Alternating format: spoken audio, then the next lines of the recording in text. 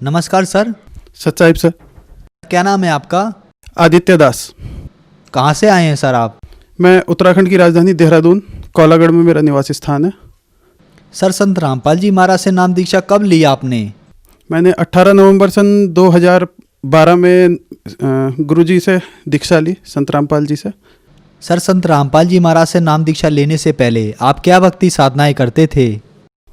गुरुजी से नामदान लेने से पहले मैं दुर्गा माता को मानता था और काफ़ी ज़्यादा मानता था। घर वाले, हमारे यहाँ हनुमान जी की पूजा होती है, घर वाले कहते थे हनुमान जी को पूजो। मेरा मन कहीं नहीं टिकता था, मैं दुर्गा जी को मानता था। और एक बार ऐसा हुआ कि नवरात्रि का मैंने 9 दिन का व्रत रखा हुआ था और मेरे मन में आया कि मैं श्रीमद् देवी भागवत का सप्तशती तो हमेशा से पढ़ता था कि श्रीमद् देवी भागवत पढ़ूँ पूरी। मैं हरिद्वार जाके हिंदी की श्रीमद् देवी भागवत लाया। जब उस किताब को मैंने पढ़ना शुरू करा तो उसमें मन में काफ़ी शंकाएं पैदा कर दी मेरे। जैसे उसमें ब्रह्मा विष्णु महेश के बारे में था कि वो उनके पुत्र हैं, वो मेरे दिमाग में क्लिक हुआ। फिर उसमें पढ़ते पढ़ते जब किताब का एंड आने लगा तो देवी जी कहने लगती है कि मेरी भी पूजा करनी बेकार है, मेरे से ऊपर कोई और है, उसकी पूजा करनी चाहिए। तो मेरे मन में ये शंका पैदा हो गई कि मैं देवी की पूजा ना करके किसकी पूजा करूं। इस चीज़ को लेकर मैं परेशान हुआ और दुर्गा जी ने उसमें इति इति करके उस ग्रंथ को बंद कर दिया। ना उसमें ये जानकारी दी गई कि हमें किस ग्रंथ में जाना है या हमें किस ग्रंथ को पढ़ना चाहिए। इस चीज़ को लेकर मैं काफ़ी परेशान रहा और वैसे भी आर्थिक स्थिति कमजोरी थी तो कुछ समझ में नहीं आ रहा था, और जो दुर्गा जी के मैं पूजा कर पा रहा था वो भी शंका में जो है छूट गई। सर, आपने बताया कि पहले आप देवी देवताओं की पूजा करते थे, दुर्गा जी की भी पूजा करते थे, तो इन सब भक्ति से आपको क्या क्या लाभ हुए? साहब, लाभ तो समझ में नहीं आया क्योंकि आर्थिक स्थिति उस टाइम बहुत कमज़ोर थी मेरी।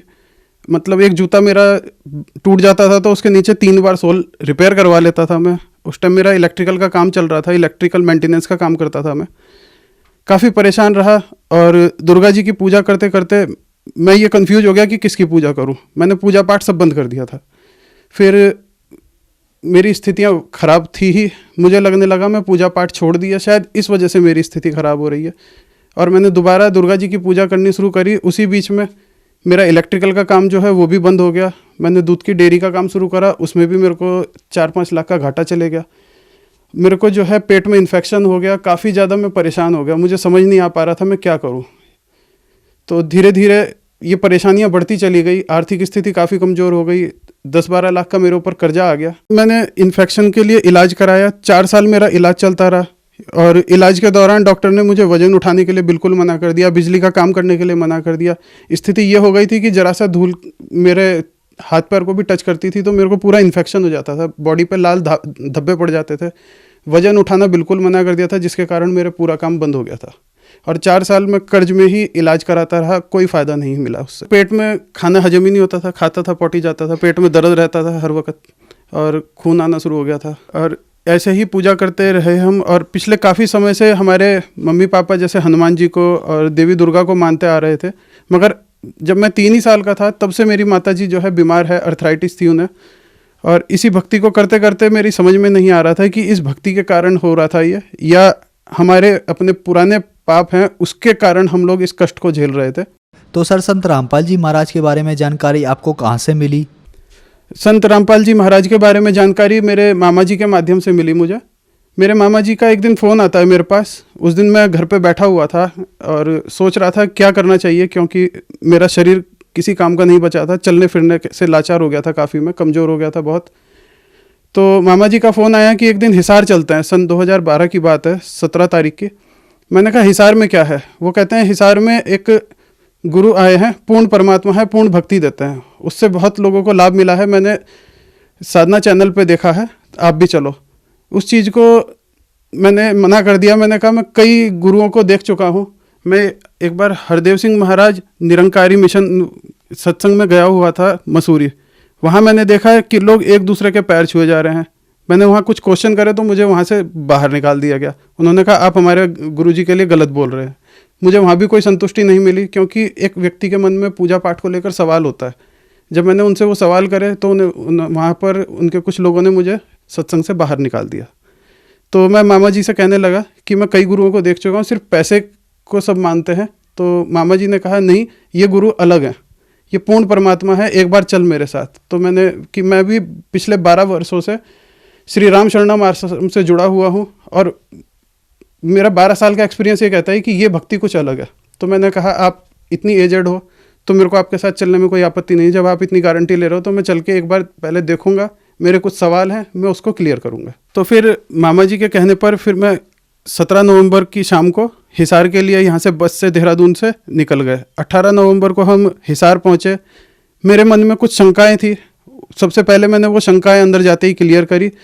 मेरे क्वेश्चन थे, क्योंकि मेरे दिमाग में यही क्वेश्चन थे कि कौन पूर्ण परमात्मा है जिसकी भक्ति करनी चाहिए, जिसके लिए श्रीमद् देवी भागवत में लिखा हुआ है कि आपको उसकी शरण में जाना चाहिए। वहाँ जाकर के मेरा ये डाउट दूर हुआ, क्लियर करा। फिर वहाँ पर हमारे को खाना खिलाया, प्रसाद दिया, और शाम को गुरुजी के दर्शन हुए, आशीर्वाद मिला, नामदान मिला।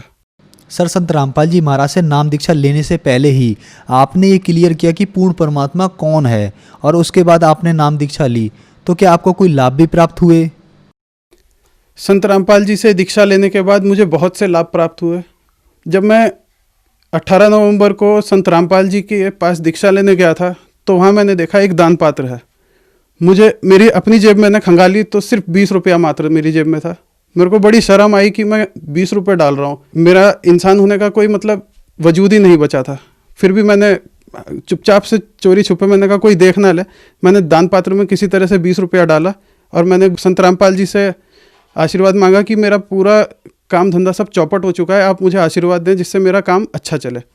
वहाँ मैंने संत रामपाल जी को बताया कि मैं अभी अभी पिछले 15 दिन पहले ही मार्केटिंग में मेरी जॉब लगी है। तो गुरुजी ने कहा या तो जॉब छोड़ दो, संत रामपाल जी ने। मैंने कहा महाराज आप कैसे कह रहे हैं कि आप जॉब छोड़ दें? मैंने कहा अभी तो मेरी जॉब लगी है, इससे पहले 4 साल मेरा पूरा बर्बाद हो गया है, 10 लाख का मेरे ऊपर कर्जा है। उन्होंने कहा फिर एक काम करियो, झूठ अगर ना बोल सके मार्केटिंग के काम में तो ज़्यादा अच्छा है। मैंने कहा झूठ मैं बिल्कुल नहीं बोलूँगा। वहाँ से मैं बाहर आया, मैंने मामा जी से कहा कि महाराज, संत रामपाल जी महाराज कहते हैं झूठ मत बोलना, मगर मार्केटिंग में अक्सर सीनियरों से मैंने सुना है कि झूठ बोल के ही काम चलता है। मेरे मामा जी कहते हैं जो महाराज ने कहा तुम उसको मानो, क्योंकि वो पूर्ण परमात्मा है, वो जो कहेंगे सही कहेंगे।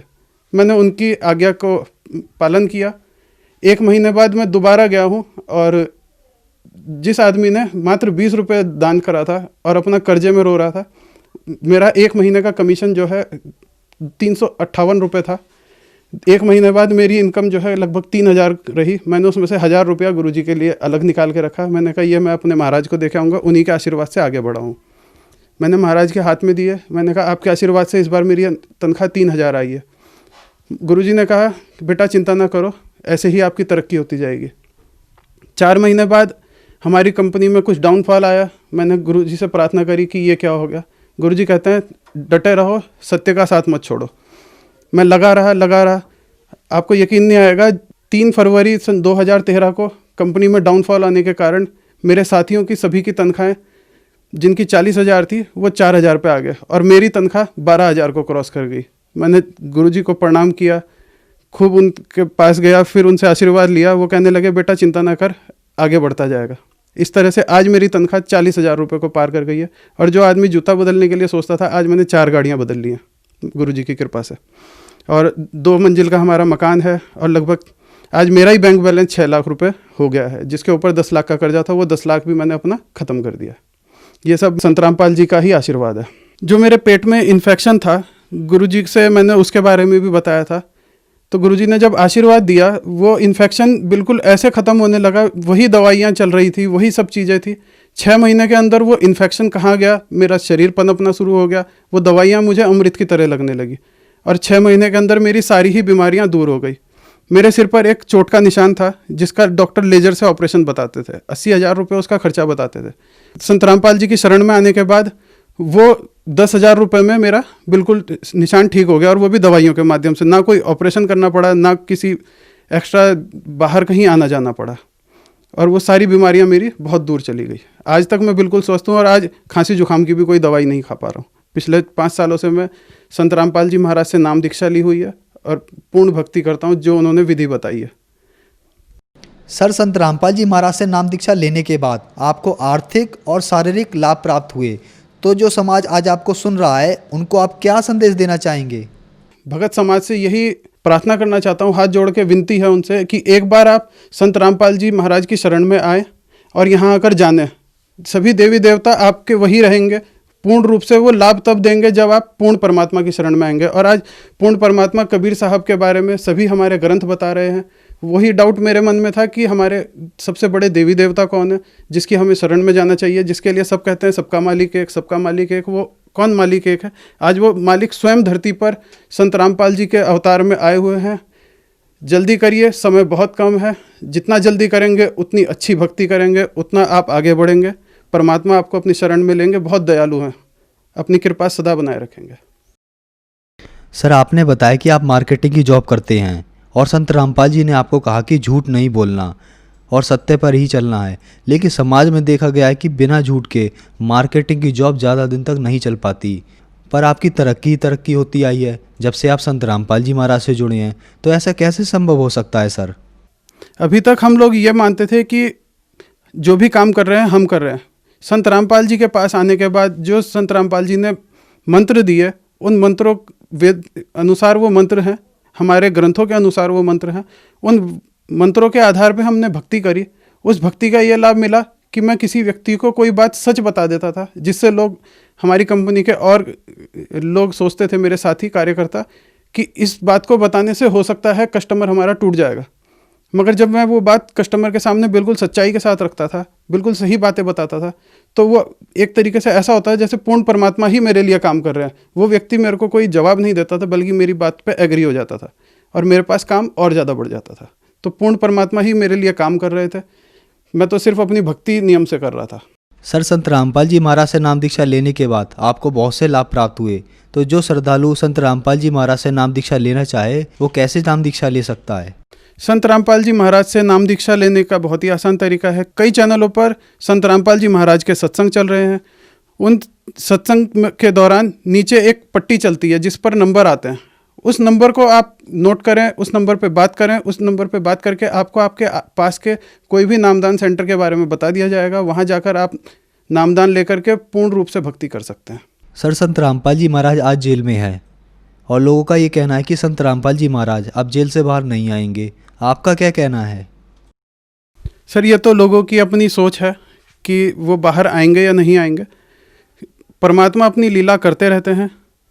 एक पुराने समय की कहानी है जिसमें कंस और श्री कृष्ण के बारे में सभी समाज जानता है। कंस को भविष्यवाणी हुई थी कि उन्हीं के भांजे के द्वारा, श्री कृष्ण के द्वारा उनकी मृत्यु होगी।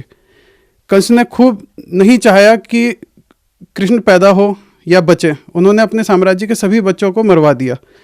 फिर भी श्री कृष्ण ने जेल में जन्म लिया और उन्हीं के, श्री कृष्ण के हाथों कंस की मृत्यु हुई। कंस ने नहीं चाहा था कि उसकी मृत्यु हो, मगर परमात्मा जो चाहते हैं वही होता है। आज सभी नकली धर्मगुरु, मीडिया हो गई या राजनीतिक लोग जो ये चाह रहे हैं कि ये सद्भक्ति समाज में ना फैले, ये उनके ना चाहते हुए भी समाज में ज़रूर फैलेगी। सारा विश्व संत रामपाल जी महाराज की शरण में आएगा, उनसे नामदान लेगा और एक पूर्ण परमात्मा की भक्ति करेंगे।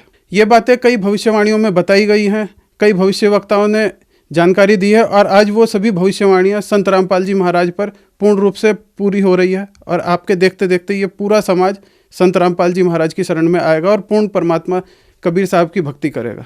धन्यवाद। सत साहिब।